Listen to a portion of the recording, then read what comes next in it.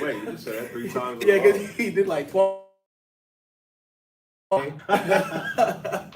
We are S.O.W, Stream of Wisdom. We have 4 schools where you can get this knowledge: Houston, Virginia, Rochester, and San Antonio.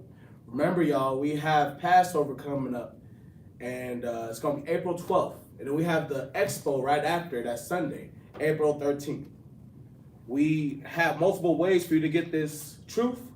We got Mashaba Podcast on Podbean app at 11 a.m.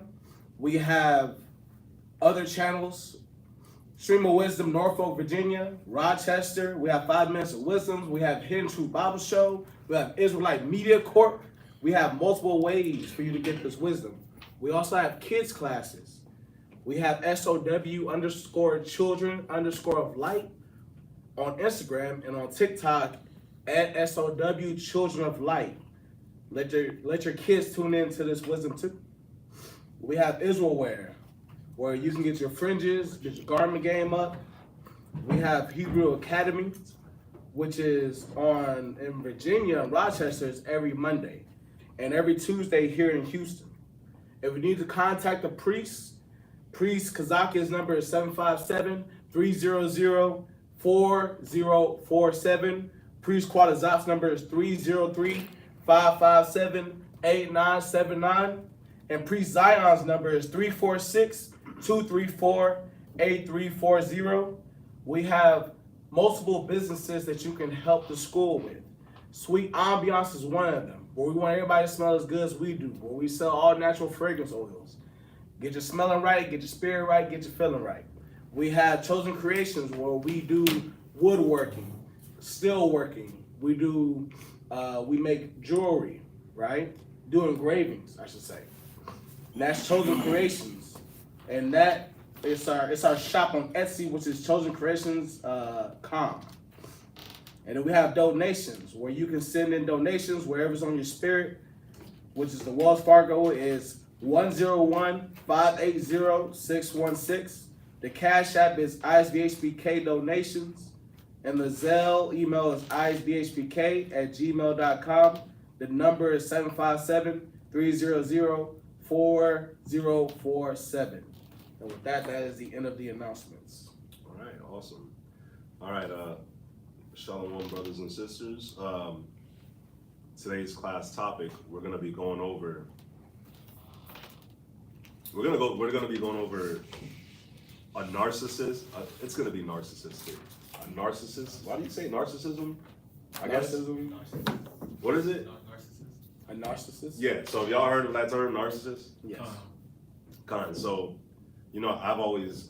I would always hear like the term narcissist, especially recently, like maybe like in the last 2 years, I would hear about it a lot, but I wouldn't know.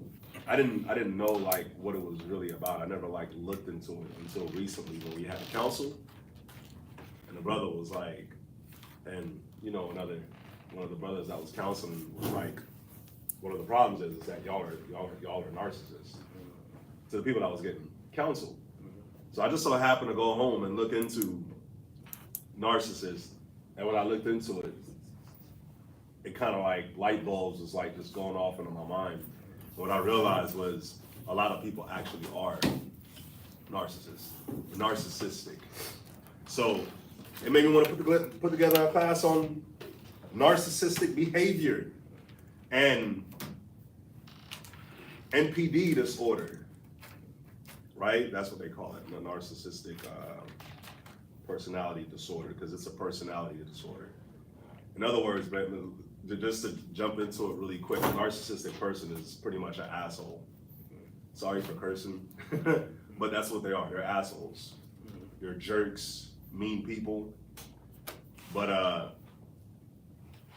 when you mix that with a person that has the Bible, that's a deadly combination. When you mix that with a man that has the Bible, for a man that is a narcissistic man, and you mix that with him having the Bible and knowing that he's an Israelite, oh, bro, that's a terrible combination. Same thing for a woman. And the reason why is because of, the order structure that the Bible gives. And, y'all will see it as we go through this class with the examples that I'm gonna bring out. So the first thing I want y'all to note is, you can be a full-blown narcissist, or there's like a spectrum. Because it's a personality disorder, you can be on the spectrum of being a narcissist. I don't know if y'all know that. So you could be like a low-level, light narcissist, or you could be a full-blown asshole narcissist. So, real quick, a narcissist is this. A narcissist is someone who exhibits traits of narcissism, which can range, and that's how you know it's kind of like on the spectrum, because there's a range. It says, which can range from having a sense of self-importance to a diagnosable personality disorder. So some people actually get diagnosed with being narcissistic or having this disorder. So people that are narcissistic, they have a grandiose sense of self-importance. They feel like they're more important than everybody, especially if they're with a spouse. If they have a person that they're with, they feel like they're more important than the person that they're with.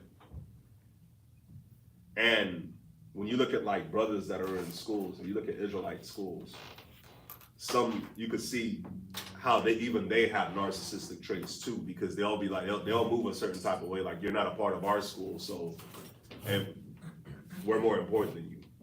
We have more brothers than you. We have better buildings than you. We have more money than you. Y'all see what I'm saying? So they move in this certain type of way. Another point, I'm just gonna throw out some things about narcissistic people. And it says they have a need of excessive admiration. So they like to be praised. They like when people are like giving them compliments. They like when it's funny, it makes me think about, you ever be seeing like the Hollywood red carpet? And you be seeing these celebrities, they just be wearing some weird ass dresses, like who the hell, like what's going, like why y'all got, y'all ever saw the one with Janae Monáe? Y'all know Janae Monáe? Janelle Monáe, I think I'm saying her name right. And she pulled up in this black and white dress, and it looked like she was wearing a cup. Bro, it was weird, and she was hitting this pose and like people were clapping. I'm like, who the hell told her she looked good? Right. Who the hell designed this? Right. Like, there's no way she stepped out of her house. Like, there's no way she looked in the mirror and really thought she was. I don't know, I don't get it. But they like that admiration. So some people like narcissistic people, they love to be seen. Y'all see what I'm saying? Like you may have your church pastor and he like gonna pass out some turkeys, or the drug dealer, he's gonna pass out some turkeys, but he ain't gonna do it unless the camera's on. Right. That's kind of like how they roll. They're not really doing it. They don't really do things from the heart. They do things for admiration and for other people to look at them and be like, oh yeah, you're the man or you're the woman. They like that praise. It's not necessarily that they're doing it because they care. They want the praise from it. So another good point of being a narcissist is they lack empathy towards others.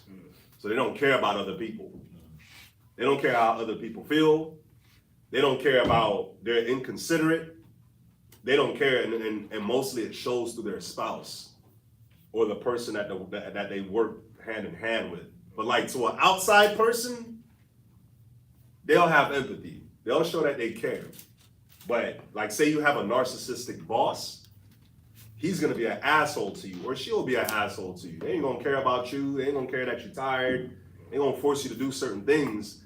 But to the outside, they'll put on like this costume or this facade, like they're the most caring person in the world. Right. It helps their image. Yeah, it's about their image. So another point is they have a sense of entitlement.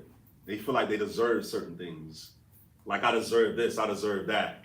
A lot of us, a lot of Israelites aren't full-blown narcissists. You know why? Because we're broke. It's because we're broke. They say California has like the biggest population of narcissists. And when you look at it, it's Hollywood. A lot of them are on TV. They try to make it on TV. The nice houses, the nice cars. They move and think a certain type of way. So they just think that they're better. They think that they're better than other people. And that's another good way to put it too. They just think that they're better. Another good point is they have manipulative. So they'll manipulate you and they'll exploit you.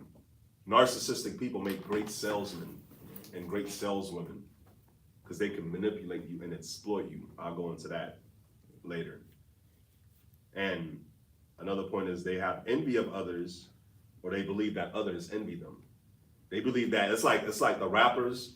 They'll be like, yeah, all these niggas hating on me on the rap songs, and it's like, bro, nobody care about you. Nobody cared about you before you got famous, and we don't care about you now. Right. And it's the same thing with the women. They'll say the same thing, like, yeah, all these trying to get at me, they hating on me. Like, ain't nobody hating on you. Y'all see what I'm saying? So let's go into this. So really, when you look at narcissism, it's a high level of pride that a person rolls in. So let's go to Proverbs chapter 21 and verse 4. Proverbs chapter 21 and verse 4. So I'm gonna say this real quick. It says, I wrote down, narcissism mixed with the Bible is a deadly combination. The Bible actually makes a lot of people, I'm not gonna say the Bible, let me say actually the truth. Learning that you're an Israelite can make a lot of people become narcissistic. And the reason I say that is because a lot of men especially, before the truth, we weren't nothing. You see what I'm saying? A lot of men may have been outcasts, may have been the people that nobody cared about. Women didn't care about. But now, you learn that you're an Israelite, you learn that you're a chosen seed. The Most High cares about you, and that can make you very big-headed. You see what I'm saying? And the Bible gives a sense of power, and brothers can rule that power in a messed up way. So it can actually make people prideful and give them a sense of being high-minded. So let's go Proverbs 21 and verse 4 real quick. Proverbs chapter 21 and verse 4. So, you could put this first point down as, if you had to put narcissism into the Bible, and what is the trait?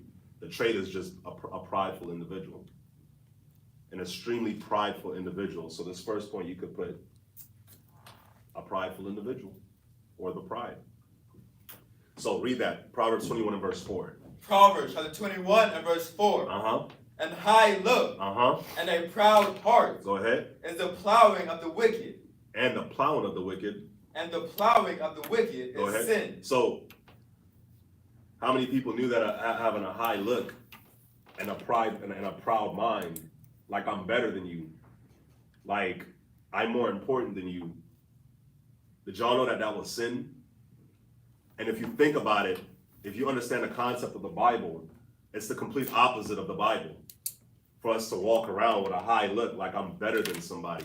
Christ was the best individual on the planet. And he had people washing his feet. You see what I'm saying? He gave his life. What was that? He washed other people's feet. He washed other people's feet, the water. And he moved in this lowly way, even though he had power on the earth. He could call down angels. He could do all kinds of things. But how did Christ move on the earth? When he healed somebody, he'll tell them, look, don't tell nobody. Right. Keep that between us. Yeah, that's between us. Go give your guilt to the altar. Yeah. But imagine if Christ was narcissistic. Imagine if he had those traits of a high-minded person, a person that was proud, a person that felt entitled, a person that didn't, imagine if he had the trait of somebody that didn't have compassion on people. He would be a beast. Yeah. He would be an animal. What I'm trying to show y'all is, this. Go to Proverbs 16 and verse 18. I'll let the scripture start. Proverbs chapter 16 and verse 18. Look at Proverbs chapter 16 and verse 18. Go ahead. Pride goeth before destruction. What I'm trying to show y'all is this. Pride goes before destruction. I'm trying to show y'all we became the complete opposite of what Christ was. And now y'all can see why the hell we're at the bottom, the way we're at the bottom as a people. Because we're the complete opposite of him. We became a nation. We became a people that was just, we became a very narcissistic people. That's the best way I could put it. Yep. Like this disorder that's going around, we became people that didn't care about other people. that didn't have no compassion on other people, that walked around proud and high-minded. You see what I'm saying? That's how we started rolling as a nation. And because of that, that's why the Most High put us in the cursed state that we're in. Y'all, you want to know what's crazy is, you know, when Patazat was going over, I was telling him this yesterday, you know, when Patazat was going over the class on Sabbath, and he was talking about how that statue that's like right down the street from us is the third biggest statue in America. Yeah. And this little monkey statue. And I know y'all don't drive past it. We drive past it every day. To class and coming home from class. So y'all probably don't know or see it like that. But on certain days, it's crazy to see the amount of Indians that really go over there. And they're literally bowing down to this damn statue. They're literally bowing down to the statue of a person with a monkey face. That's madness. But then you want to know what's crazy is right next to it is a Buddhist statue. Yeah. So you got these Indians that's over there bowing down to this monkey face statue. And then you got these Asians going over there bowing down to this fat big belly dude. You see what I'm saying? Right. And then across the street, you got the Arabs, they going over doing whatever they doing. But, you know, I was thinking, he was talking about like how they can get all that accomplished, but us, we can't really do anything. We can't get anything accomplished. And we serve the one true God that made everything, right? Right. And as he's talking about that, I'm at work and I'm like, damn, it is messed up that we can't do that. But I'm in this hood-ass store. I'm in this hood-ass corner store working, right? And like there's a security guard that got a post up in this corner store. When's the last time y'all seen a security guard posting up in a corner store? Mm-hmm. The owners of the workers that work in the corner store, they literally be in there smoking. Dang. They be in there smoking, bro. Just there's roaches everywhere in there. I can't go in there and work without seeing a roach. Judah comes in while Patazat is saying all this, and I'm thinking like, damn, it's messed up. We ain't bowing down to no weird gods, but we don't have anything, and we're trying. And as I'm thinking about that, Judah walks in, pants sagging, shirt off, and he walks up. You know, he's sagging, holding up his pants, and he just walks in. He's high, and it's like, that's why. That's why we can't have nothing.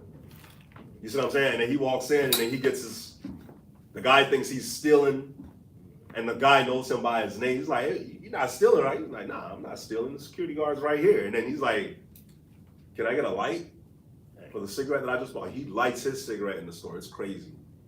It's crazy. But I'm sharing that because as I was thinking, like, damn, why don't we have anything? It's because of that. Why would the Most High give us anything when look how we act? So when we had everything, we became narcissistic. When we had money, when we had gold, when we had jewelry, when we had a name in the world, when we had our own temple, when we knew who we were, we had our land, our culture, our history, our language, when we had our own life, we became narcissistic people. We felt like we were better than other people. When at the end of the day, we're all just servants. We're all just ashes. Yeah, the Most High called us, but as a people, the way that we move towards other people, the way that we treat other people like crap, and I mean, you see it online. Israelites online will treat other people like they're crap. Yeah. You see what I'm saying? You'll see Israelites online stepping on people's Quran. Like, why are you doing that? We know it's fake, but bro, you don't gotta do all that. Why would the Most High give us certain things? Look at how we carry ourselves. Look at how our women carry themselves. Look at how we as men carry ourselves. Look at how we carry ourselves as schools towards other schools. Right. Y'all see what I'm saying? This high-minded, proud look. But to take it back to the scripture, read it again. Proverbs chapter 16, verse 18. Read it. Pride goeth before destruction. That's why we were destroyed. Because we had everything. But we became so prideful as a nation. Come on, man, think about it. We put Christ to death for nothing. What the hell we put Christ to death for? You literally watched this man heal people. Why? You know what? It's because you couldn't heal them. Right. You wanted the glory. Yeah, like, but that's believe it or not, that is why they put Christ to death. Like why the high priest back then put him to death, because they feared they feared the people. That's why that's why they were like, we can't put him to death right now because it's going to be the Passover. Right. And we're going to look a certain type of way towards the people. They feared the people, and they feared that Christ was going to take the people away from them. That's one of the reasons why they killed him. What's up? As you're talking about how we had all the gold, all the riches, that brought up the story of Korah and Dathan, when like they had more gold than Moses, and he felt like since he was older, he had like this high-minded thought process about himself. Yep. So he tried to usurp that authority. Man, bro, that is a perfect example of it. Because you're older, because he was older than Moses. So because he was older than Moses, and because he had more money, he felt like he should be in the position. That's entitlement. And that's one of the biggest traits of a narcissistic person. Like they feel, that's why I say the reason why a lot of narcissistic traits don't show right now is because we're broke. It's because we're broke. But if we had money, a lot of us will feel like, we would feel like, hey, we deserve a certain position, or we deserve a certain type of admiration. Yeah, people should look at me a certain way when I walk in. Yeah. I should be getting the salutes when we have some sort of festival or we're having some sort of gathering. Brother, shit, when I come in, I should get the first plate. Yeah, I should sit in a nice spot. Yeah, I should be up there with the generals and all I that. I deserve the J's before they go on StockX. They made 100 of these shoes. I deserve one. I deserve. Listen, let's go to First Kings. First Kings 10 and 27 real quick. First Kings 10 and 27. Check this out. First Kings chapter 10 and verse 27. And the king made silver to be in Jerusalem as stones. And the king did what? Made silver to be in Jerusalem as stones. Bryce, what is this saying? And the king made silver to be in Jerusalem as stones. Yeah, what is it saying? Break it down. Break it down. Break down that for me. Oh, Yeah. I thought you were like. What does that say? No, I know you know. He's like, I know you know. He's like, I read it right now. Gamar, I know you know. But Bryce, what does it say? It's saying what it says. No, it's saying what it says. But the reason why I'm asking is because I don't want us to just read over that. I want us to like really understand how rich we were. Stones, Solomon, we were so rich that that silver was outside, like it was like everyday kind of. It was just outside, like how you see stones outside. You might pick it up and throw it. Yeah, like that's how silver was outside of Jerusalem. We didn't. Yeah, you see how you're like, damn. You could have just read over it like it was nothing. But you could look outside and you could just see, like you walk and you hit your toe on a stone. Like that would have been like silver. Yeah. But I'm showing how rich we were. Silver was as nothing. Like I think in that same chapter, it says that Solomon made silver as nothing in our kingdom. So just think of how rich we were, where silver was nothing, where that's all we rock now. That's all rappers rock now. Oh, it's platinum. Nah, nigga, it's silver. It's not gold. Those diamonds, yeah, one step away from being silver too. Right. But it's not gold. You see what I'm saying? So that's how rich we were as a people. So the point I'm trying to make and go into the scripture is, if we were this rich, because you can't see that anywhere in today's time, where you could just have precious stones outside like it's nothing. There's nowhere on earth that had the riches that we had. So just imagine how messed up we were as a people. To be that rich, to have the Most High on your side, just look at, you know, when you look at like America's military and it's like, man, America's military is powerful. Well, think of how our military was. Because think about how our men were built back then. Yes. Think of it. David bending steel with his arms. Yep. Saul's fast as hell. As a row. They running through troops. Samson strong. Samson was strong as hell. Like, just think. They were actually afraid of us. Think of how we ate. They looked. The other nations looked at us and thought that we were God. So look at us physically. Then look at us with our riches. And then we not bowing down to statues. We got the Most High on our side. Just think of how high-minded we got. Just think of the high-mindedness that we got. And with us being rich like that, imagine how we started looking at the poor that was in our land. Look at how we probably treated them. Y'all see what I'm saying? So that's why the scripture says pride goeth before destruction. Because look at how destroyed we are as a people. So if you could just look at and see the destruction of our people, then you can kind of imagine how nice we were. How like the fall must have been so crazy because look at how far down we are. So we fell from a very great height. So I like the scripture because it's telling us, man, pride goeth before destruction. So you can kind of get this understanding of why our people is destroyed mentally, spiritually, physically. You know? Finish that verse 18, bro. No, let's go back to Proverbs 16 and 18. Read that again, and then we're going to go to Proverbs 16 and 5. We'll go Proverbs chapter 16, verse 18. Uh-huh. Pride goeth before destruction, Go ahead. and a haughty spirit before a fall. And that's why we fell, because we became haughty as a people. In other words, narcissistic. Let's go to Proverbs 16 and 5. Same chapter, just Proverbs, verse 5. Go ahead. Every one that is proud in heart is an abomination to the Lord. Is a what? Abomination to the Lord. And again. Abomination to the Lord. So one of a trait, let me repeat a trait for being a narcissist. It's a person that has a grandiose sense of self-importance. A need of excessive admiration and sense of entitlement. And they envy other people. All that goes into a person that's proud as hell.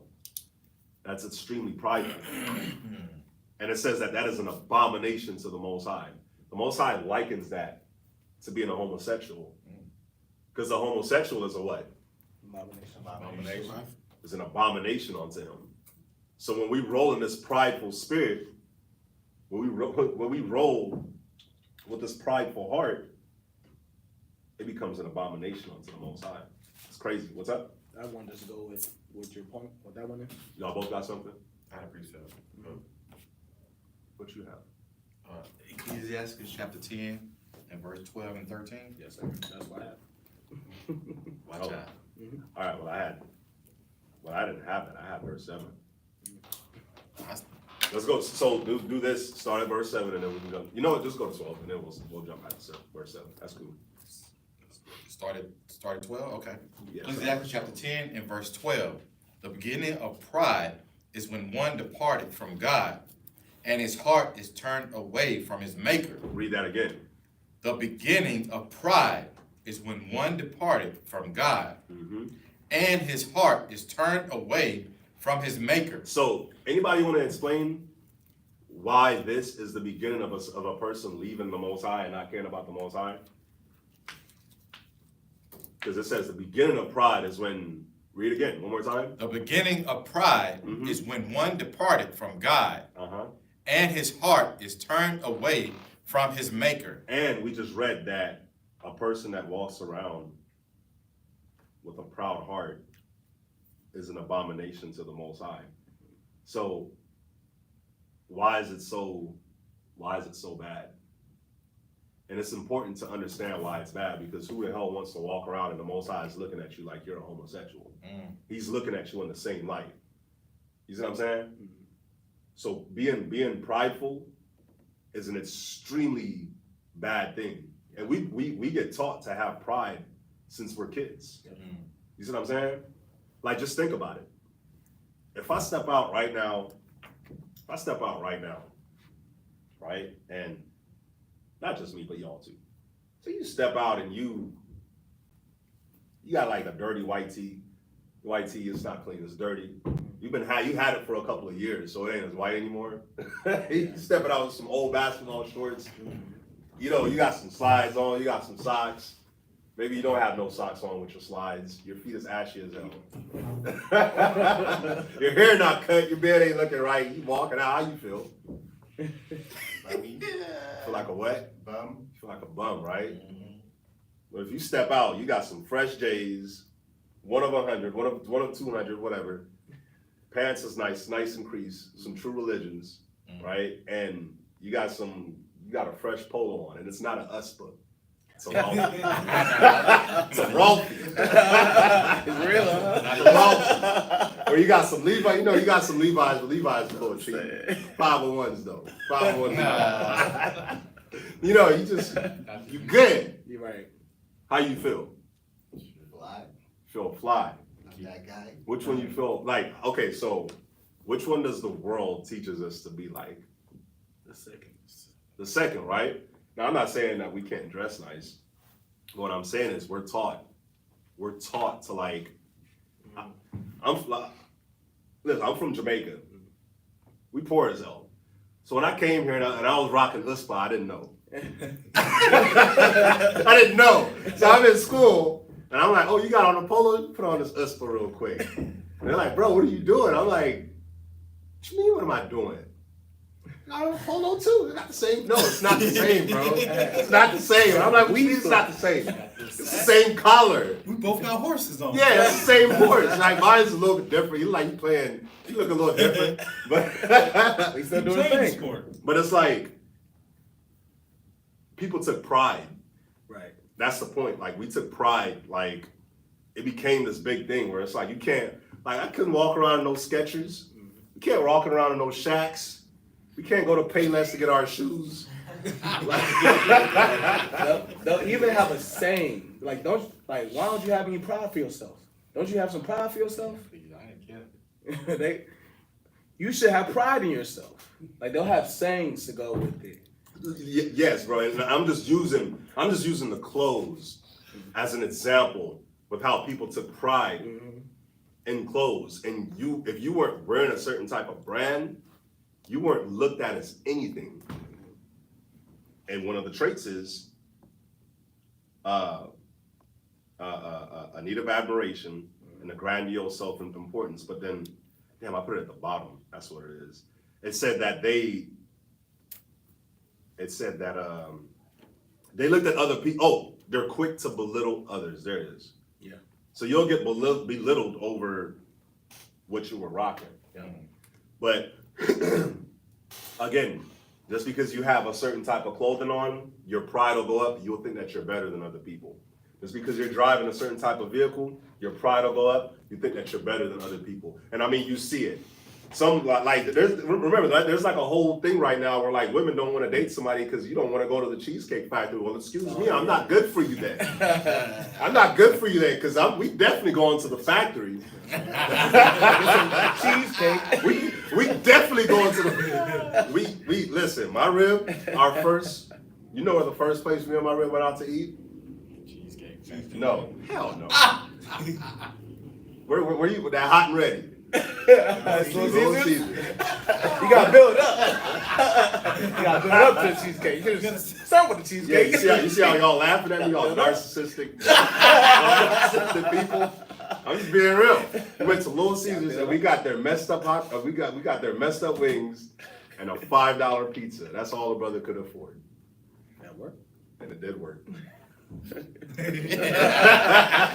Couldn't even afford the ranch.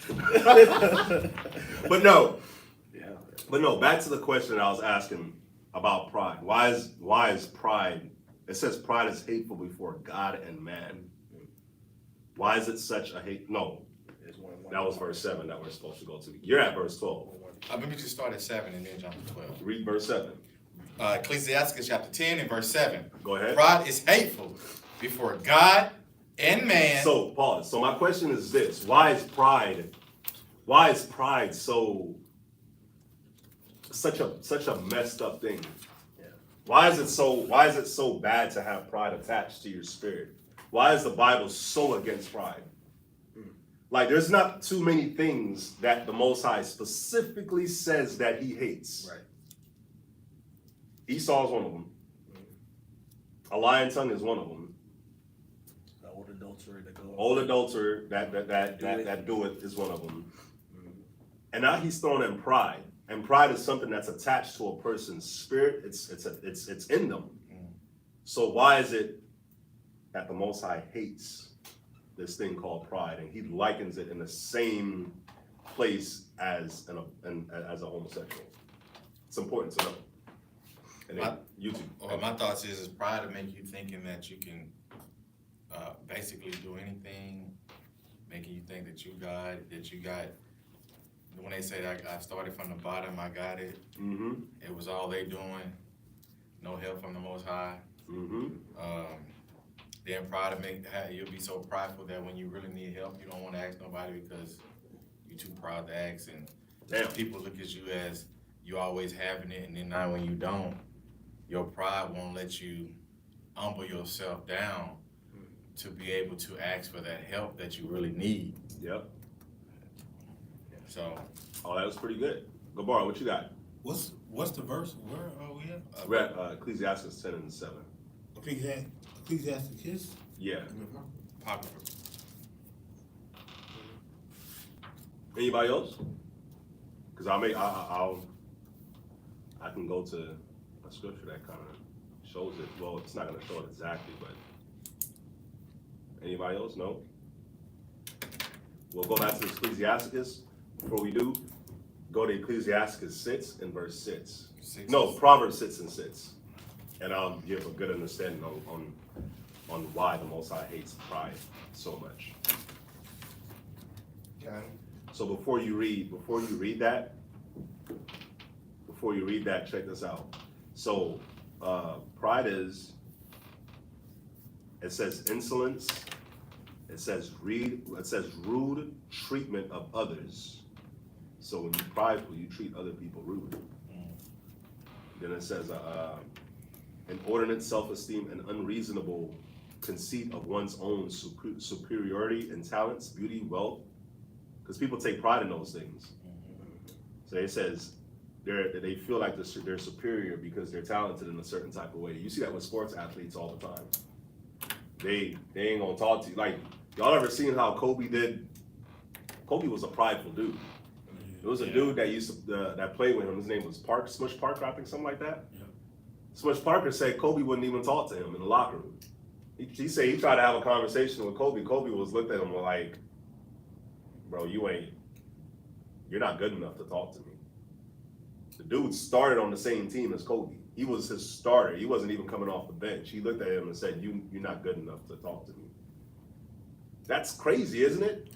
But look at how the world, like, puffs up Kobe. Like, he's like an idol. Like, people love Kobe. Jerseys, like, people love the dude. He's the prime example. And he's a very good prime example of that. Like, Michael Jordan is another good example of a prideful individual. Right. But look at how they pump them up like they're good people, like they're important, but in reality, they're like terrible people that the Most High hates. Yeah. How do I know? May sound messed up, but that's why the Most High made the dude die with his daughter in a helicopter. Sounds terrible, but you can know how the Most High looks at a person by how he takes them out. There's a scripture that says that. Yep. You know how the Most High looks at a person by how he takes them out. The scripture says, it talks about in Ecclesiastes, if a person dies and they weren't able to set their house in order, if the ground just opens up and swallows you, like how it did Korah and Dathan, see, in our time, like, the ground won't just open up and swallow you. The earth won't just open up and swallow you. But things will just happen. One day you're here, the next you're gone. That shows that the Most High wasn't messing with you. If you didn't die from like sickness or you was at war or like natural causes, then you know that the Most High's hand was involved. And there's a problem. I'll do a class on it. But you got to see how the Most High truly felt. Y'all see what I'm saying? But it talks about a person's superiority in talents. dudes felt like they better than you because of their talent. Nobody cares that you can put a round ball in a round hoop like that. Then it says beauty. If a woman thinks that she's beautiful, and you ain't a certain type of, like, you see it on Pop the Balloon. I don't watch Pop the Balloon, but y'all see it. Dudes step up, they just pop in the balloon. You know nothing about him. You know absolutely nothing. But you pop the balloon because he wasn't a certain height, because he didn't dress a certain type of way. That's pride. Y'all see what I'm saying? It says wealth. I got more money than you. Accomplishments, rank, elevation in office, all these different things, man. It's pride. So why would the Most High like that?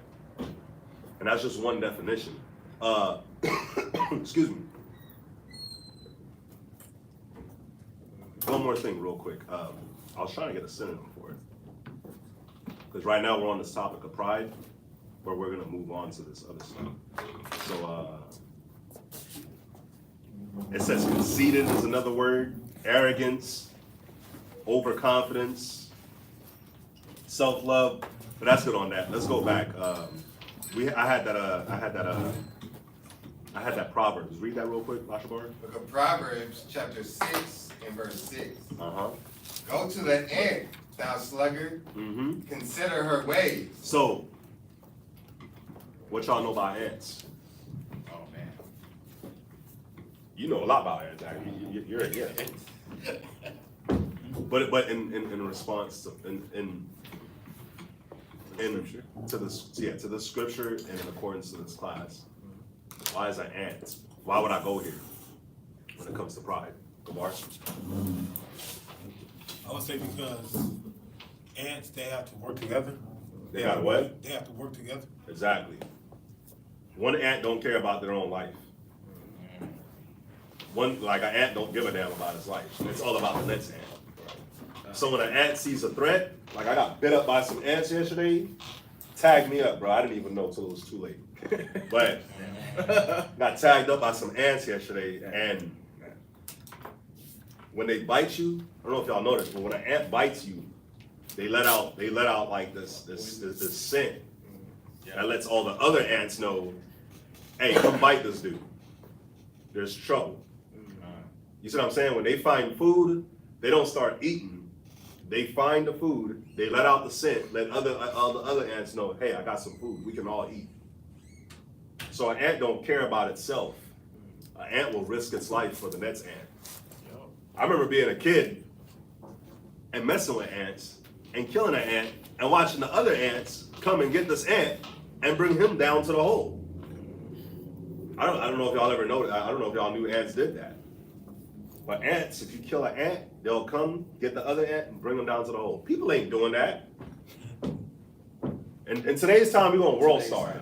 We're gonna world star that. We're gonna get it on YouTube, whatever. Recorded the whole incident. Yeah, but like, the point I'm trying to make is when you're about pride, you're about yourself. The Bible is not about yourself, period. What is the two greatest commandments? Love God and love your brother like you love yourself. Love God and love your brother. If you're about yourself, then you are your own God. Yep. You are your own God. Look at how a person carries themselves on their birthdays. All y'all niggas better tell me happy birthday on my birthday. Listen, my birthday is in 3 weeks. What's up?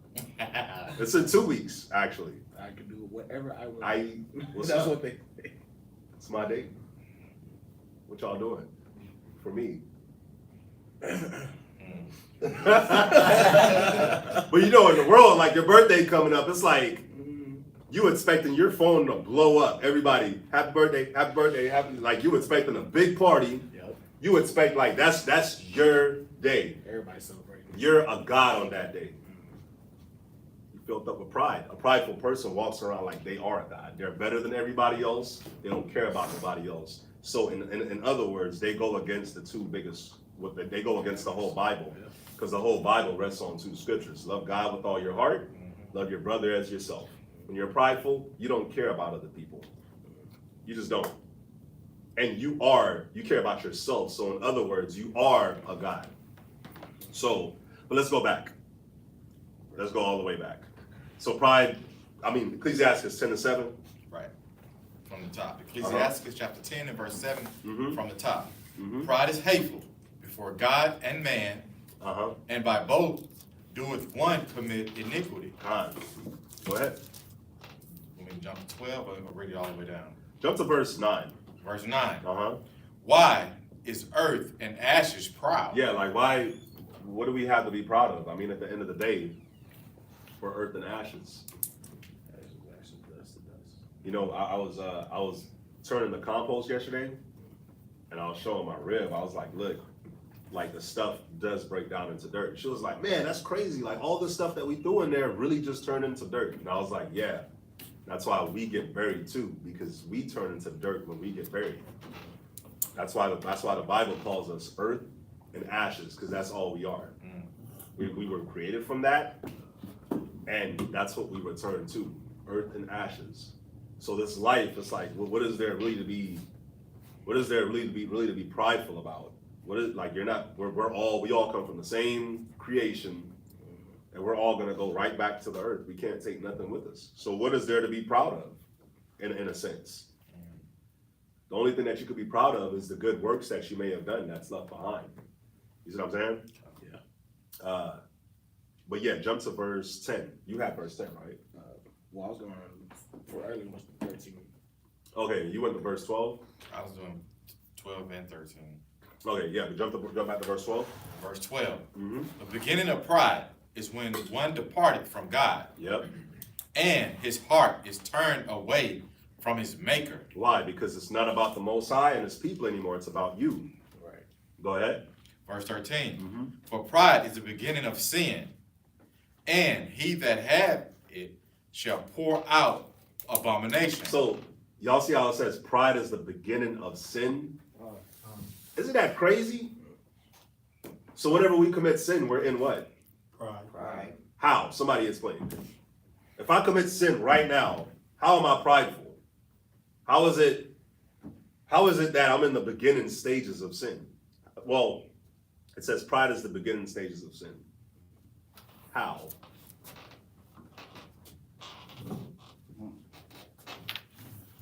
Because one, you cast away the commandments, you cast away the thoughts of what the Most High told you to do. Perfect. You cast away the Most High.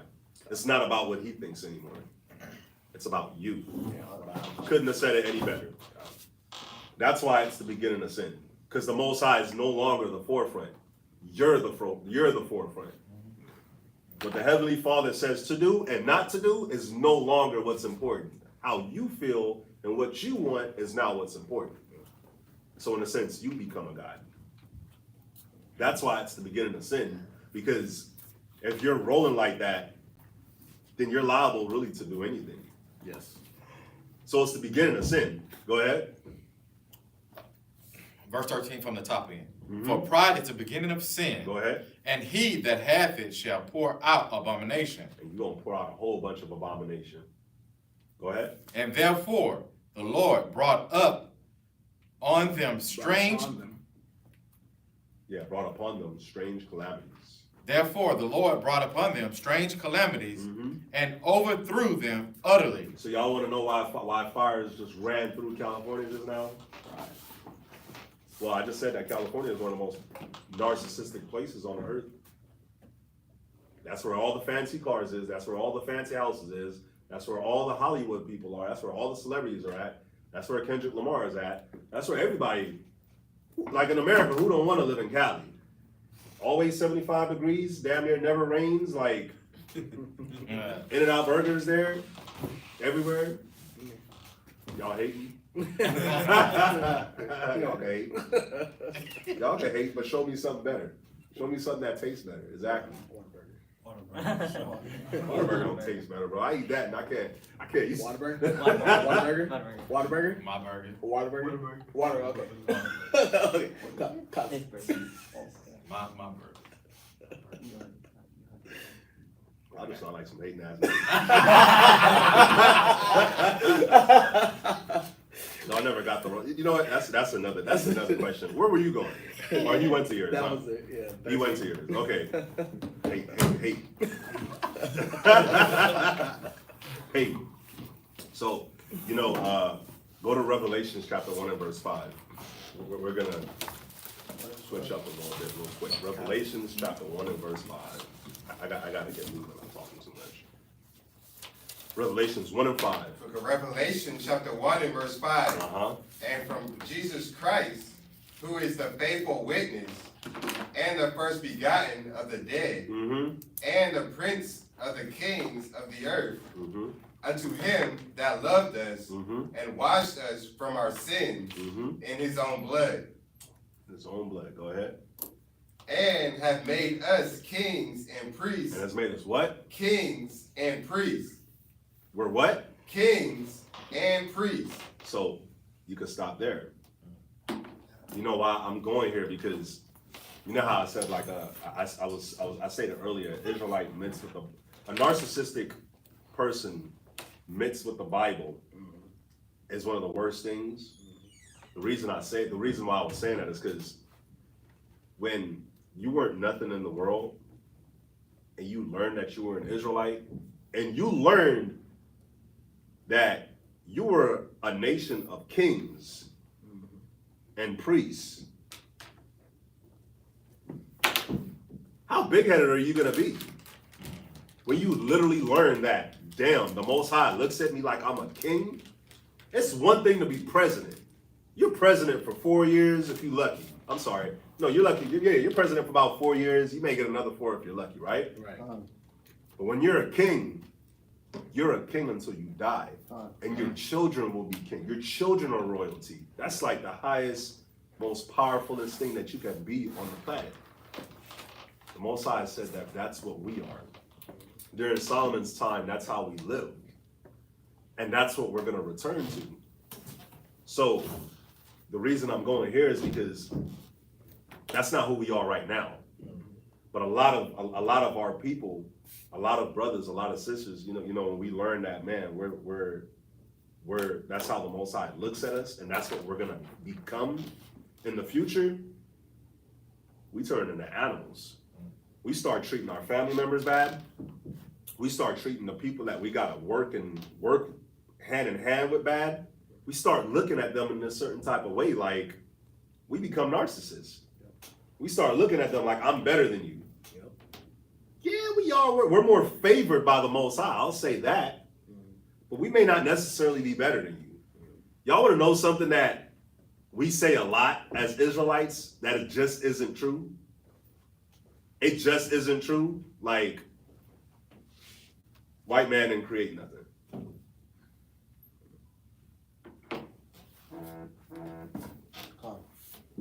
Isn't that retarded to y'all?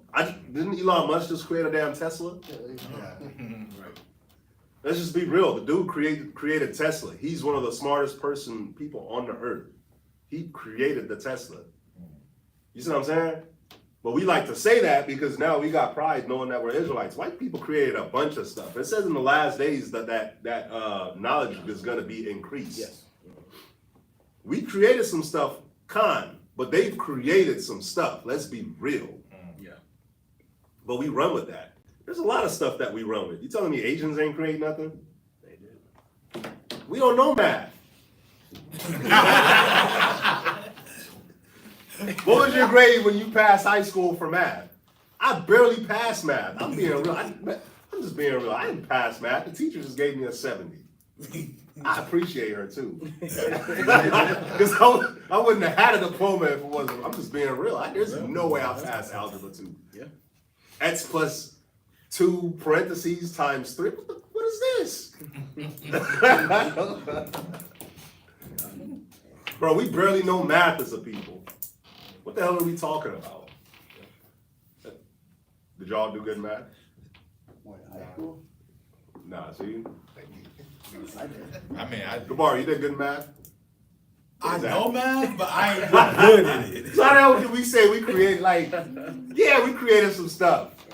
But bro, let's just be real. Like, I guess the point I'm trying to make is like we do, like, you know, we learn this and we learn that we're kings and we're priests, but you know it's the one thing that we forget is that that's not who we are now. Right. Go to Isaiah 44 and verse 21. We forget this right here.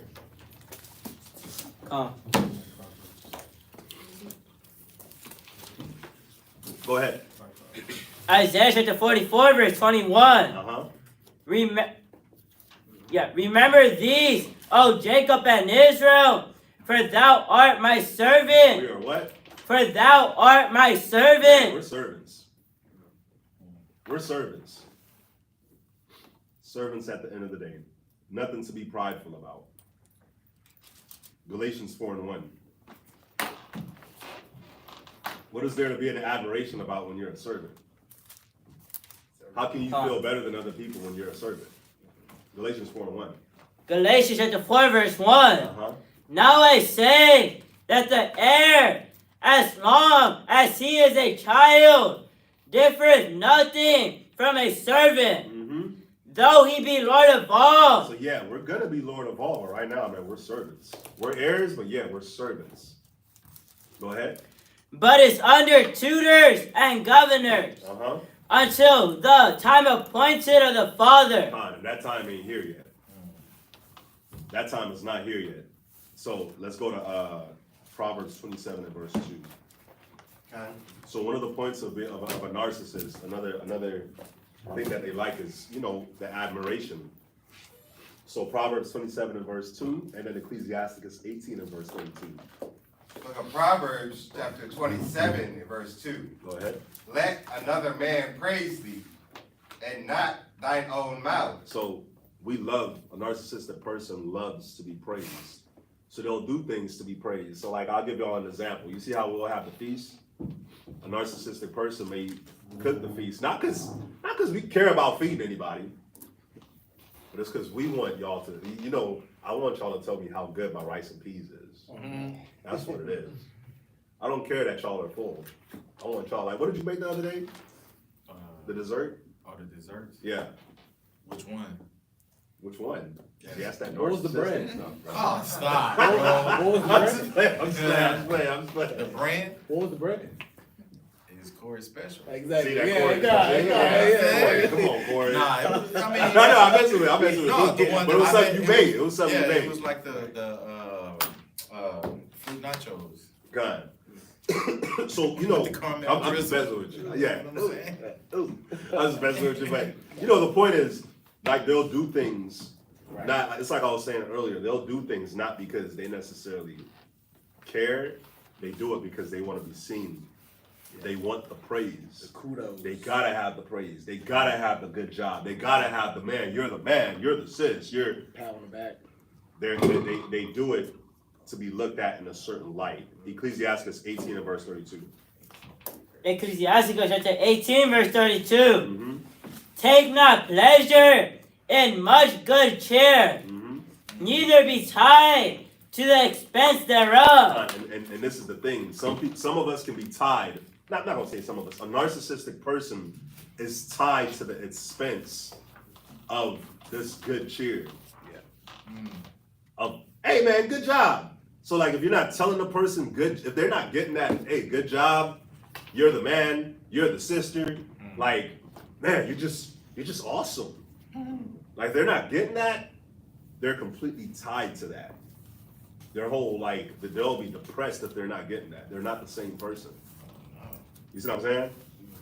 Next one, Luke chapter 22 and verse 25. Luke chapter 22, verse 25.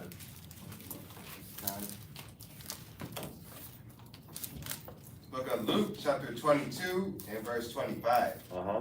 And he said unto them, the kings of the Gentiles exercise lordship over them, Uh-huh. and they that exercise authority upon them are called benefactors. Go ahead. But ye shall not be so. So this is Christ talking to his disciples. And then this is when they were asking, man, who's gonna be the best? Who's gonna be the leader amongst us? Who's the greatest amongst us? And Christ was like, the Gentiles, this is how they roll when they have a leader. When they have somebody that's in position, they exercise lordship. They exercise their authority. They receive all the praise, all the benefits, even though they didn't do anything. They're the benefactors. So he's saying that the way that we're gonna roll, the way that his disciples should roll, whoever is greatest among them, they're not supposed to roll like how the Gentiles roll. Go ahead. But he that is greatest among you, Go ahead. let him be as the younger, Uh-huh. and he that is chief, as he that doeth serve. So guess what? a narcissistic person don't care about this. Because the real spirit that you're supposed to have is not one that where you gotta get praised. You actually want the opposite. If you're the greatest, like you don't want nobody, you're the greatest servant. That's all it is. I don't know if y'all know, if y'all realize that. The best brother, the best sister amongst us, the best Israelite brother or the best Israelite sister that follows the Bible is just the greatest servant. They don't care about the praise. That's why it says the first shall be last and the last shall be first. They don't care about the recognition. And the reason I'm bringing this out too is because, again, like I was saying earlier, if you don't have like this big YouTube presence online, like, you know how like we'll meet brothers in the mall, or you'll meet brothers in general, and you like teach them about the truth, and they go and join Sakari. It's like, why you join Sakari? Like I taught you. Or oh, okay, I know why you went and joined them, because they have more people. They have more of a YouTube presence. More status. Or they go and they join like IUIC or something. They'll do that because they have more of like this online presence. You see what I'm saying? Whereas us, like We're debating. we're not debating, we're not doing certain things. We have classes like this. We have like a lot of spiritual classes. You see what I'm saying? So we're not like the class we're not the school that's like out there that somebody will want to join. We're not like the gossip or like y'all see what's like going on right now for Israelites online. Like we're not into any of that. We're so much not into that. I call one of the brothers, I talked to a brother in San Antonio, and I asked him about something that was going on. He was like, damn, I didn't even know that was going on. That's how they roll. So because of that, we get looked at a certain type of way. When you look at these other schools, like they'll move in a certain type of way. If you meet their brothers, if you meet their sisters, they look at you like, oh, I never heard of y'all. Y'all ain't nothing special. You heard of us, but I've never heard of you. You see what I'm saying? Yep. But the greatest among you is just the greatest servant. It's supposed to be the greatest servant. So he says, the greatest among you, let him be as the younger, and he that is chief as he that doeth serve. Read verse 27. Verse 27. Go ahead. For whether is greater, Go ahead. he that sitteth at meat, Mm-hmm. or he that serveth? Is not he that sitteth at meat? So the person that sits down to eat, he's actually the better person. He's the more greater person, I should say. Go ahead. But I am among you as he that serveth. But Christ is showing us that even though I'm greater than y'all, I'm still like a servant just like y'all. A narcissistic person doesn't think like that. They think that they should be served. And if they're serving only for the praise, but they want to be served. Go to John 13 and verse 5.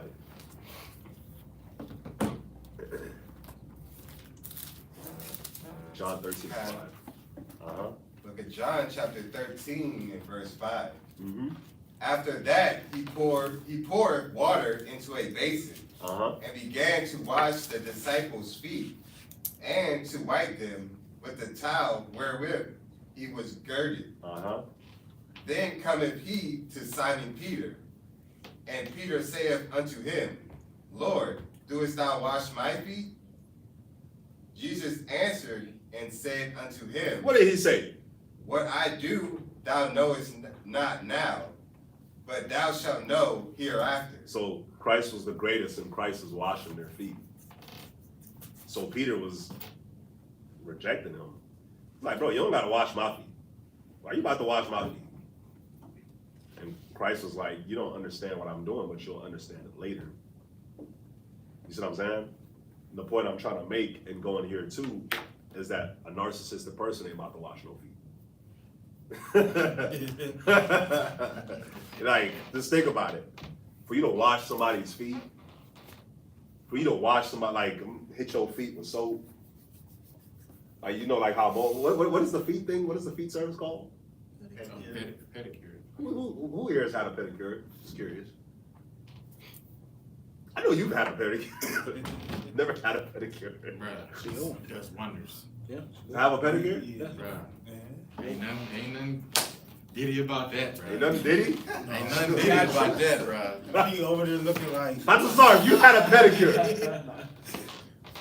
Bruh. You gotta go. You gotta go. You gotta go.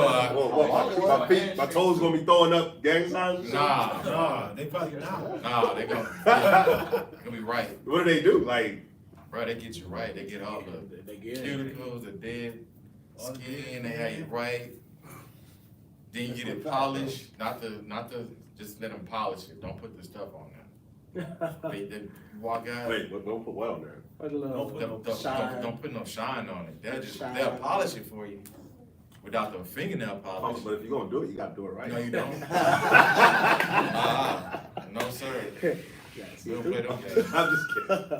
I'm just kidding. Okay, Get the dead skin. this is why I asked y'all. I asked y'all that because would you wash somebody's feet? Yeah, I wash my real feet.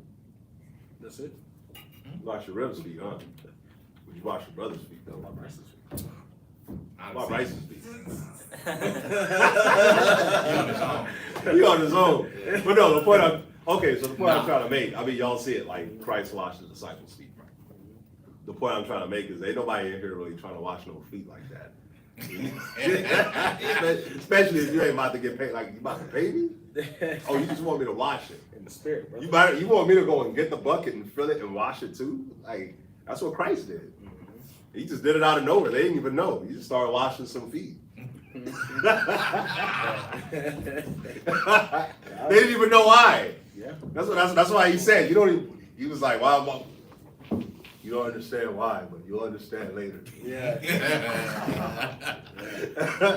But the point I'm trying to make, a narcissist ain't gonna do that. They expect all the special treatment, but they're not gonna dish it out. So, Romans 12:3 real quick. Romans 12:3. And Galatians 6:3. Romans chapter 12, verse 3. For I say, through the grace given unto me, to every man that is among you, not to think of himself more highly than he ought to think. Go ahead. But to think soberly. So you see how it says we're not supposed to think highly of how we're supposed to think of ourselves, and then it says to think soberly. So what is that showing you? I love this scripture because it's showing you another aspect of how you think soberly. Another aspect of how you think soberly is to not think of yourself high-mindedly. You think of yourself literally as you're a servant. If the Most High does something good for you, Barakatayahu, all praises. I understand the Most High did it. You see what I'm saying? But I'm not going to act like I'm better than somebody because of a blessing that the Most High may have given me. So a part of being soberly, man, is to think rationally about yourself. Remember that you're earth and ashes. Because once our minds go into this place of thinking that we deserve something, and it's not coming the way that we think we should be, like our life isn't how we think our life should be, then a lot of the times that's when we start to go south. Go to Galatians 6:3. 6:3. Yeah, and then we're gonna move on to this other point. Galatians 6:3. Galatians chapter 6 and verse 3. Uh-huh. For if a man thinketh himself to be something, when he is nothing, he deceiveth himself. Con, you'll deceive yourself if you think you're something when you're nothing. All right, so I wanted to get those out of the way. So now we're gonna go into this next point of being a narcissist. So the first point of being a narcissist, if y'all didn't catch it already, it's you're pretty much a prideful individual. You think you're better. You think you're more deserving. You want all the spotlight. You want all the attention. You do things not because you care, but you do things to be seen. So now, this is a very important part of a person that is a narcissist, is that they lack empathy. And to lack empathy, being an Israelite is a horrific thing. Because everything is about is about compassion and being hospitable and caring about your brother and caring about your sister. So, let's go to Exodus chapter 7 and verse 13. So, a little point of being a narcissist is that They lack empathy, and they have difficulty recognizing and caring for others' feelings. Dismissive of others' needs of emotions. Again, they have difficulty recognizing and caring for others' feelings, and dismissive of others' needs of emotions. So, I want y'all to think, man, do I move like this? Am I like this? Do I care? Like, you know, like if somebody was like, man, y'all ever see like those little tests that they do where like, those like little social tests, man, where like somebody will just be outside crying. They'll be like in like a little busy area of like a little busy shopping area and they just outside crying. And like people just walking by them like, damn. Y'all ever seen that? Social experiments. Yeah, it's like a social experiment. Y'all ever seen it? My question is, what would y'all do? Would you ask the person why you're crying, or would you just walk by them? Yes, I am. Real nigga. That's honest. You a real what What would you do? I'll ask. That's a lie. Gabar, what would you do? It depends. It depends on what I'm doing, where I'm at. How? Like if you walk by and you see somebody crying, how does it depend? It's like you either gonna ask them if they okay or they not. Like what? Like why does it depend? It just depends. Like if it's raining or something? You straight? Damn. You good? Damn, lack of empathy. Gabar, bro, you gotta see what's up, man. Like you may gotta get checked for this. Long story short, it's a difficulty recognizing and caring for others' feelings, right? I'm gonna show y'all a very good example of somebody that was prideful and that was a good example of a narcissist. I'm not gonna read the whole thing, but we're just gonna start at Exodus chapter 7, verse 13. Go ahead. What's up? Is this a new point or the same? Yeah, it's definitely a new point. We're gonna go into empathy, a lack of empathy. Go ahead. Exodus chapter 7, verse 13. Exodus chapter 7 and verse 13. Uh-huh. And he hardened Pharaoh's heart. that he- So guess who was narcissistic as hell? Pharaoh. Yeah, it says the Most High hardens Pharaoh's heart, but it's really Pharaoh that hardened his heart. And I'm gonna show you how. Go ahead. that he hearkened not unto them, Uh-huh. as the Lord has said. So this is after like Moses' snake ate Pharaoh's people snake, right? Jump to verse 21. Like you see something like that, you're gonna be like, damn. Wouldn't that like read verse 21? Verse 21. Uh-huh. And the river died, Mm-hmm. and the river stank, Mm-hmm. and the Egyptians could not drink of the water of the river. Uh-huh. And there was blood throughout all the land of Egypt. So think about it. Pharaoh was the ruler of Egypt. You're a ruler, so that means that you're ruling all the people of Egypt. The Nile River is your water source. The fish is what you ate from the river. So all the fish died. So now your food is scarce. The water turns into blood. We don't have nothing to drink. You're the ruler. All this happens.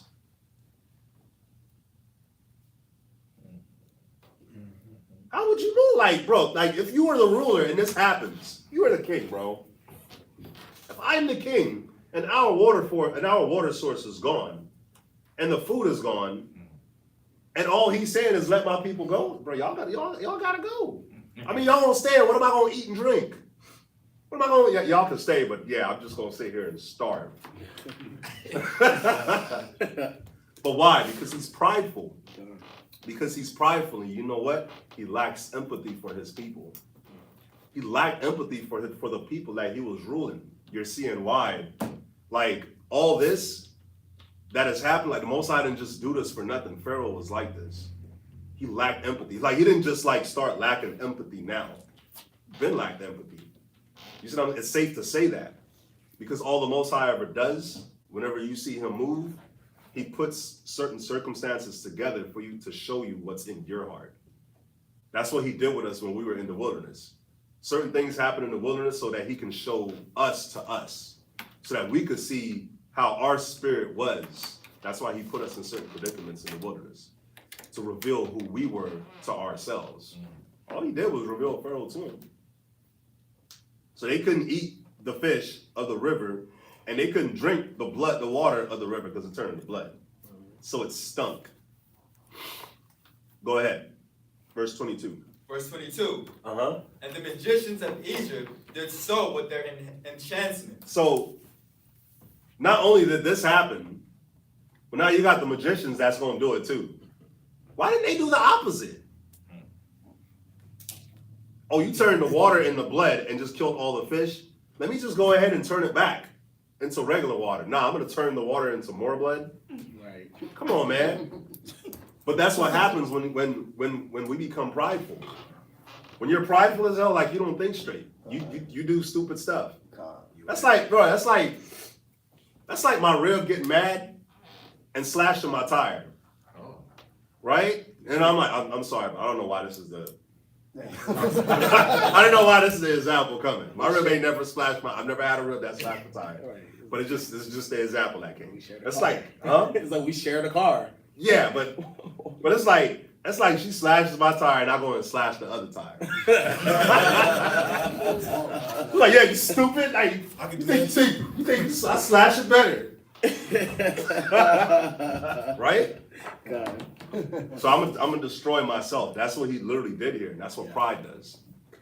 That's what pride does, pride makes us destroy ourselves. So they do that. Pharaoh's heart was already hard, and he just hardens his heart more. But the point I'm trying to get why I go here is because he lacked empathy for his people. You're the ruler of your people. And you didn't care that they didn't have nothing to eat. You didn't care that they didn't have anything to drink. All you cared about was how you felt and what you wanted. And that's what a narcissistic person does. They don't care about the people that they are, especially if they have control over the person or some type of power over the person, but they don't care about what the other person has to deal with or what they have to put up with. There's no empathy there. It's like, we're gonna do my way and my way only.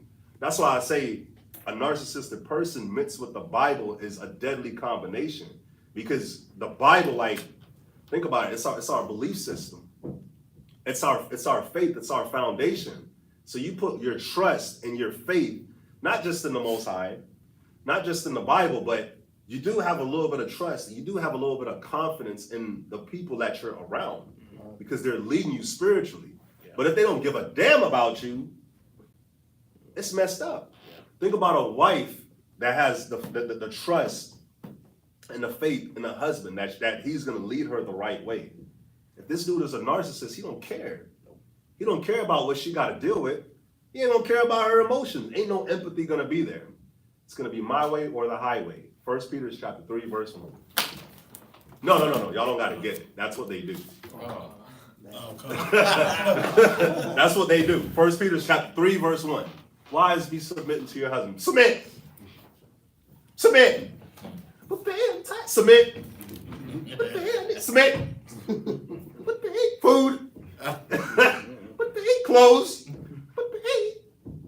Soda. Like, it's just, there's no consideration on what the other person wants. Y'all see what I'm saying? So let's go to Colossians chapter 3 and verse 12. Colossians 3 and verse 12. Nope. I do want some water. Water. You're not a narcissistic person. You got some empathy for me.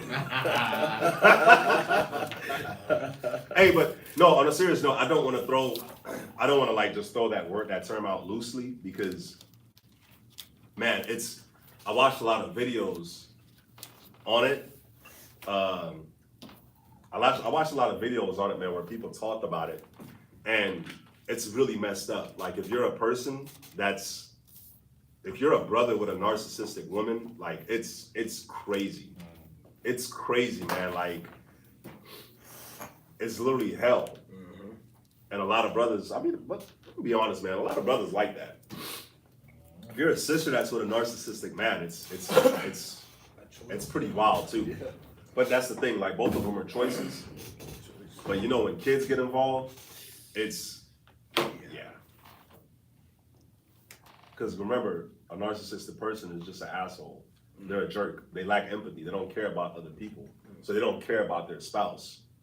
They're high-minded, so they only care about themselves. They think that they deserve certain things. Like we're going into right now, they lack compassion and empathy. So you could be tired as hell. Listen, I'll show y'all. I've seen this personally with my own eyes, especially when I came into the truth. You know, a lot of Israelite brothers, they don't think that they gotta work because they're kings and priests, like the scriptures that we went to earlier. So like some brothers, nobody in our school, of course, but I've seen and heard of Israelite brothers that don't think that they gotta work because they're kings and priests, even though they're not right now. And because of Proverbs 31, they let their women go out and work, right? So I remember a situation where it was this one sister where she was a nurse. She got with this Israelite dude, had a baby for him, and she worked overnight as a nurse. And they worked 12-hour shifts. So she's working overnight as a nurse. She comes home tired as hell. This dude been at the house the whole day, but she comes home. Now she gotta make him breakfast. And she makes him breakfast. And she gotta deal with the house. Then she gotta cook him dinner. Then she gotta do whatever he wants. And he just sits there. He just sits there smoking his weed and playing video games. But she gotta do every damn thing. Everything. And there's no consideration that, hey, she's doing everything. And I'm just sitting here playing video games because I'm a king. Because I'm from the tribe of wherever I'm from. You see what I'm saying? Right. No empathy. And there's a lot of brothers that move like that. There's a lot of brothers that move like that. I gotta move a lot quicker though. Go to, where did I say to go to? Colossians chapter 3 and verse 12. Yeah, go ahead, read verse 12.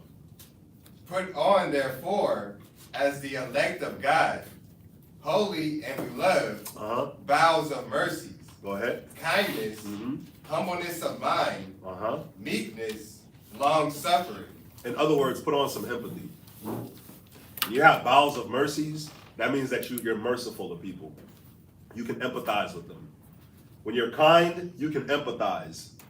When you have when your mind is humble, you can put yourself in their shoes. You see what I'm saying? When you have meekness, again, you're humble. You're looking out for them. When you're long suffering, you're putting up with them.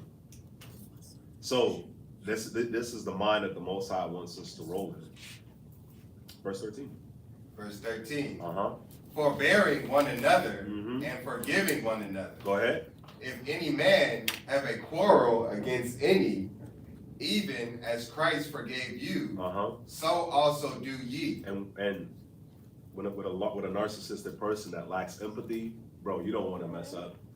Sis, you don't want to mess up. You won't hear the last of it. Or worse, you know what'll happen? What'll happen is this. You may get abused. This is another trait of a narcissist. They abuse people. Physical abuse, verbal abuse, and they abuse themselves. A narcissistic person tends to abuse liquor. They tend to abuse drugs. They tend to abuse their partners. So believe it or not, and the reason why they tend to abuse liquor and they tend to abuse drugs is because of what they dealt with in their childhood. Because it's this self-esteem thing that they were dealing with in their childhood that turned them into who they are today. That makes them into like this bully, because that's all they are, they're bullies. You see what I'm saying? And it makes them, it's like they weren't shown, a narcissistic person wasn't shown how to deal with their emotions as children. So when they came up and they messed up, like a parent didn't like really show them how to deal with their mess up. They just got yelled at or they got beat like crazy. They got abused a lot of the times. They weren't shown how to, like if they felt sad, if they felt depressed, like they weren't shown as kids like how to deal with that. So it makes them, they become cold when it comes to emotions because they were shown coldness a lot of the times when it came to their emotions. So it's like y'all know a lot of rich people, their kids become narcissists.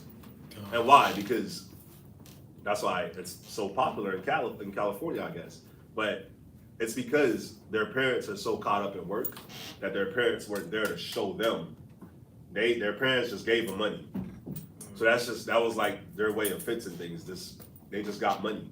Right. But if you take it to us who, we don't have money, our parents, a lot of the times, they just be tired and beat down from work.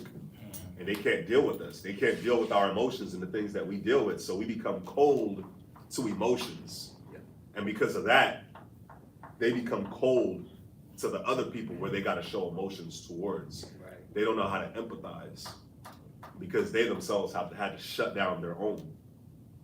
And a lot of the times, because of that, they become abusers of liquor because of their past, abusers of drugs because of their past.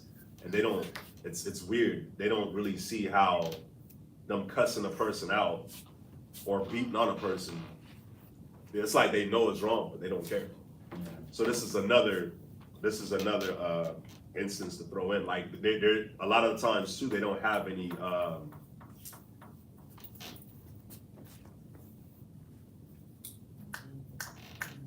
loyalty in their relationship. That's the word. I kept thinking of royalty. Yeah. They don't have any loyalty in their relationship, so they'll cheat. Yep. They'll cheat a lot of the times, and adultery runs rampant with them.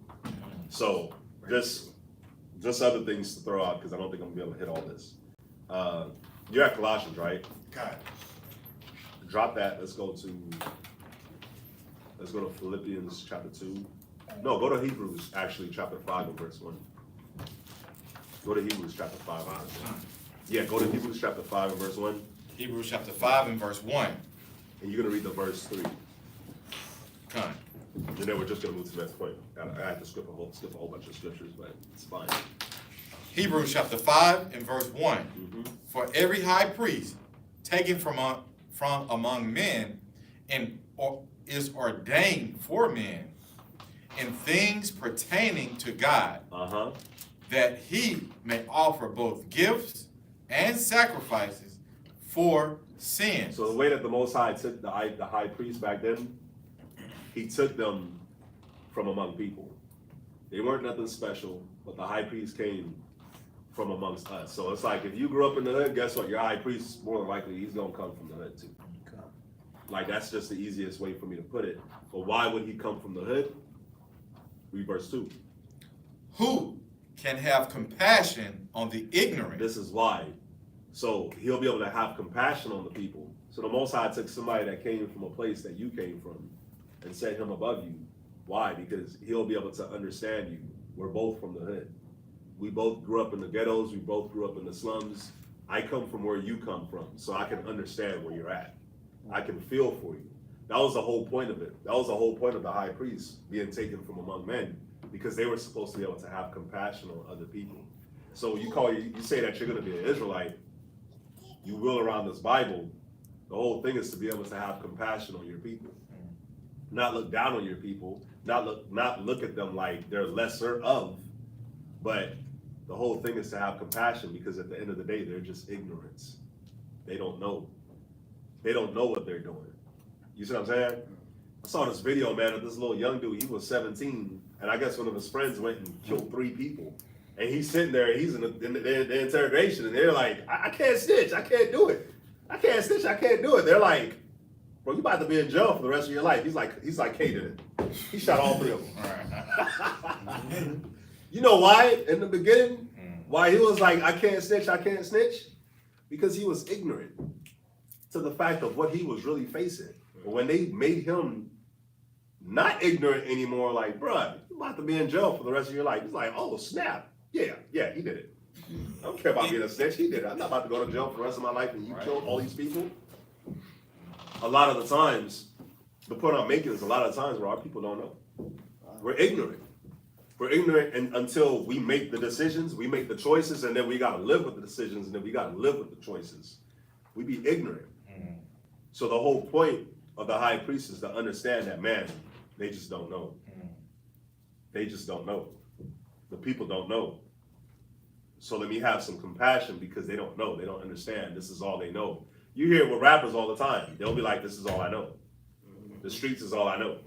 I don't know nothing else. So what? Do you look down upon them because they're telling you like this is all they know? They don't know nothing else? Or are you gonna have some compassion and say, man, but if you're willing to learn, I can help you. I can help you learn more than just that. So the whole thing is to have compassion. And bro, a narcissistic person, they don't have no compassion. They don't care. Whatever you get is what you get.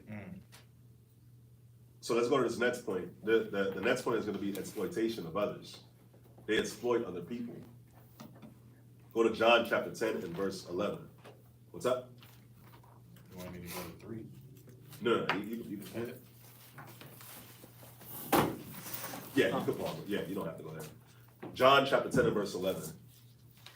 John chapter 10, verse And 11. then we can go to Judges chapter 16 and verse 10. Judges 16 and 10, John 10 and 11. I am the good shepherd. The good shepherd giveth his life for the sheep. But he that is an hireling and not the shepherd, whose own the sheep are not, Go ahead. seeth the wolf coming, and leaveth the sheep, and fleeth, and the wolf catcheth them, and scattereth the sheep. Read verse 13. The hireling fleeth, because he is an hireling, and careth not for the sheep. And he does what? Careth not for the sheep. And that is a narcissistic person. In a sense, they don't care about people. So whatever they can get from a person, they'll get that from a person. But in reality, they don't care. So they exploit others to get what they want. They'll be friends with you until they get what you want, what they want. And once they get what they want, you're nothing.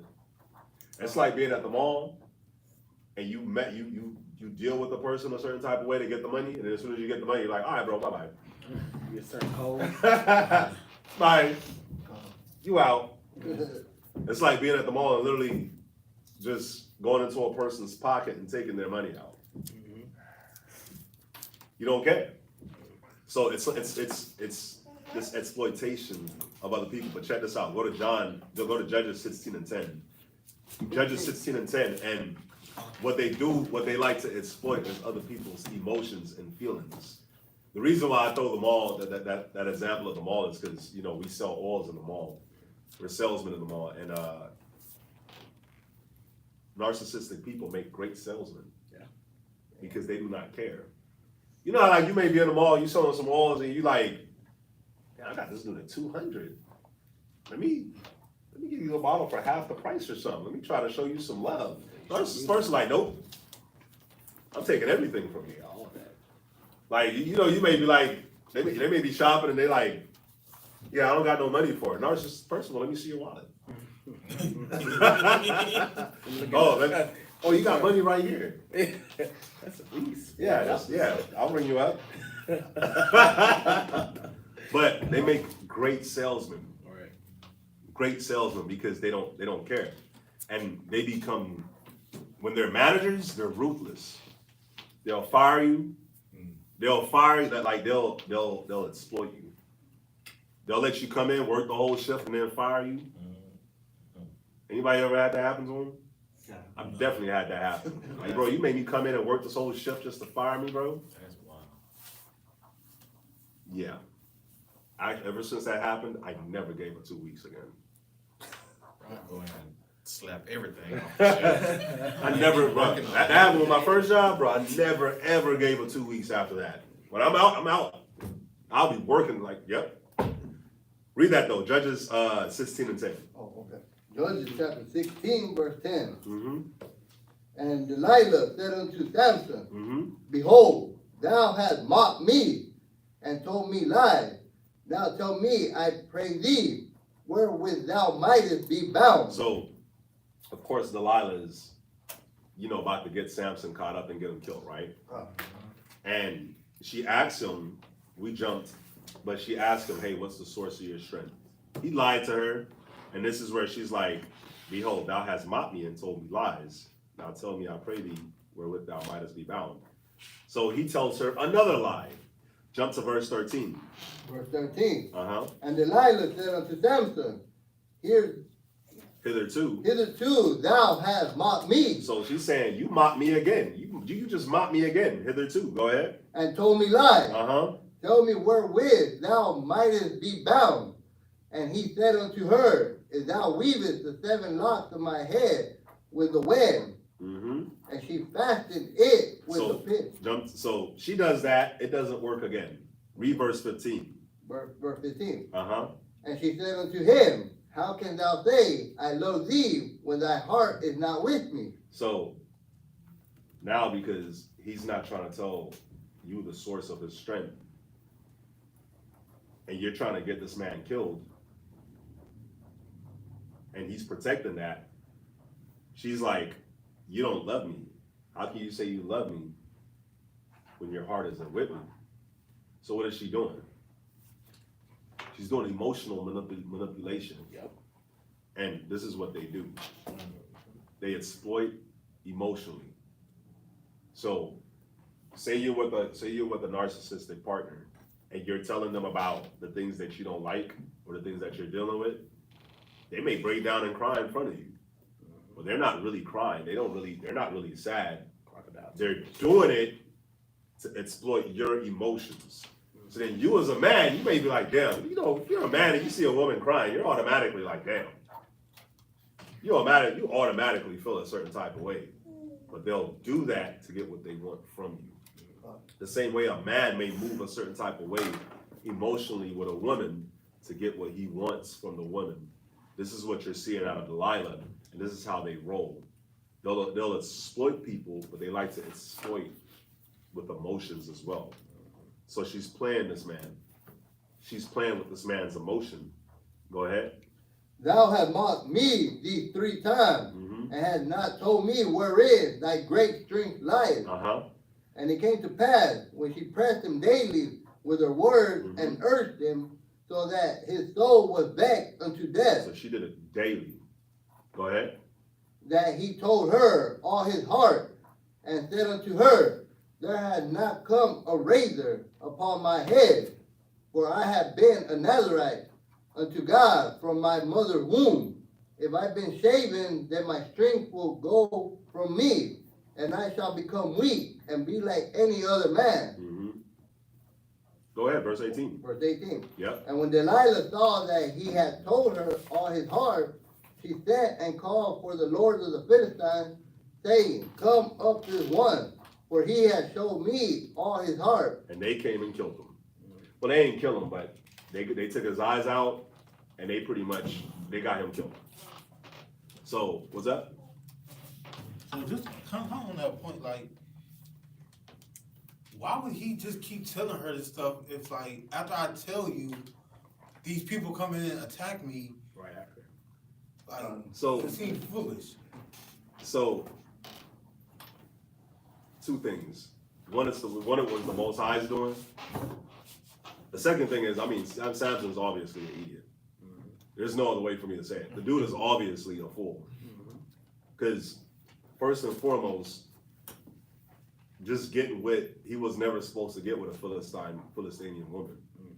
He was never supposed to eat honey out of a lion's carcass. So it's just showing you, like, this didn't just happen. Like, he was always a little bit off. So because he was always a little bit off, he made off decisions. So he goes and he tells her, and then she does that. He's blinded. Bro, have we not been blinded by love? Yeah, but We can't say nothing, bro. We can't say nothing. I've been blinded by love. Yeah. I've been with a whore or two. When I say that, when I say that, I don't mean a streetwalker. I don't mean a streetwalker. What I mean is, I've been with messed up women. My exes are messed up. I'll be honest. They some messed up women, and I look back now, and I'm like, damn, what did I see in her? What did I see in this? And I think the Most High, didn't make bad decisions, but